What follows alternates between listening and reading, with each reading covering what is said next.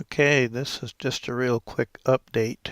I did some reading on the PrincipledBSDF shader, and if you look at the previous video, all I did was delete a bunch of junk out of the previous one and stick in the PrincipledBSDF shader in replacing several other entries. So, quick tip.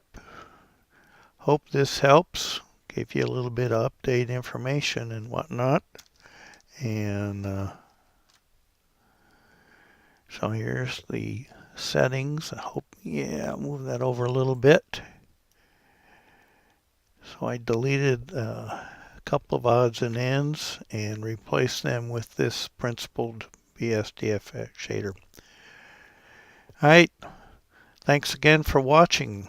Got any questions? Put them in the comments. See you next time. Bye.